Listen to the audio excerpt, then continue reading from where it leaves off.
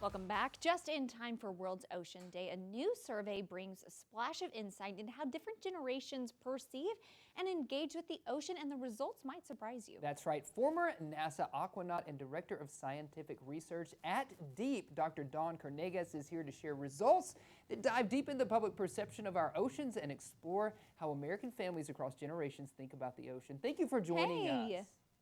Thank you so much for having me. Yeah, certainly. Of course. So what did this latest survey reveal about the generational differences on how American families view our oceans?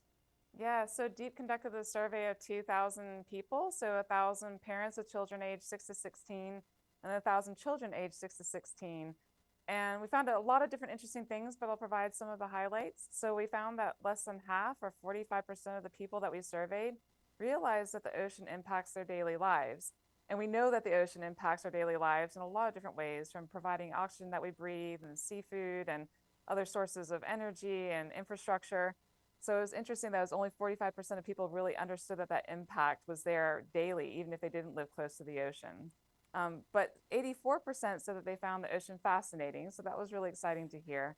And the biggest generational difference that we found was when we asked them, would you want to experience living in a subsea human habitat?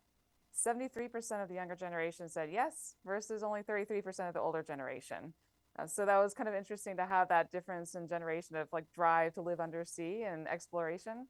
But we did find that the average amount of time that people said that they would want to stay down there was 6 months. So that was a lot longer than we expected. And we're a company that builds these subsea human habitats. So we're excited to hear that that drive is there to live undersea so long. Yeah, That's interesting. super fascinating. Can you maybe talk about the inspiration behind conducting this survey?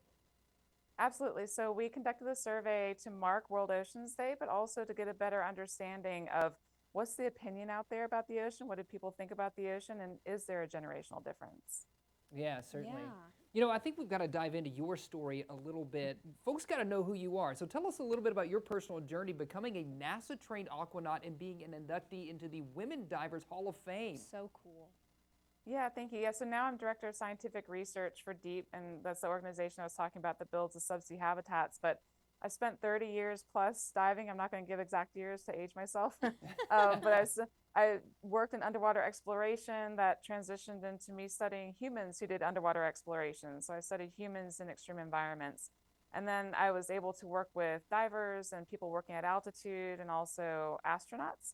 And then I was able to combine those two pathways into one, working on an undersea mission with NASA called NEMO.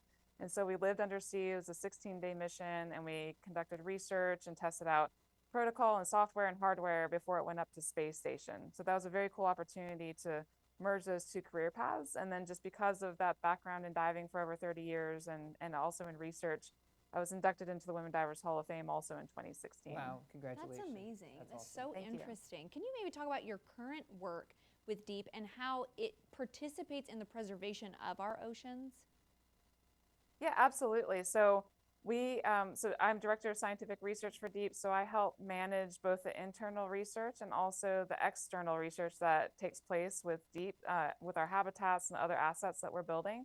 And so I work with industry partners, academic partners, government partners for doing scientific research and working with our habitats. So DEEP is building these subsea habitats as a tool for scientists and subsea explorers. So traditionally, researchers and explorers working undersea use scuba diving techniques that limit the time that they are on the bottom, so minutes to maybe an hour or so. But subsea habitats allow you to go down to depth and equilibrate to that surrounding pressure. And so instead of just minutes, you're able to go out and work for hours at a time.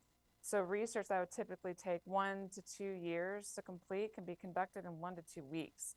So we're able to really accelerate and amplify the research that's being done using these subsea habitats. Wow. Well, happy World Oceans Day. Yes. And if our viewers are interested, they can just go to the website, right? Deep.com. Is that the place to go for more information? Absolutely. Please check out deep.com, and we also have links to our social media there. Awesome. Thank you so much for joining us. Much. Thank you. Absolutely. Yeah. Fascinating stuff. I would live under the ocean. I would be terrified, but it is interesting to see the generational gaps. 'Cause Yeah. I see that. Yeah, absolutely. Yeah, fascinating survey.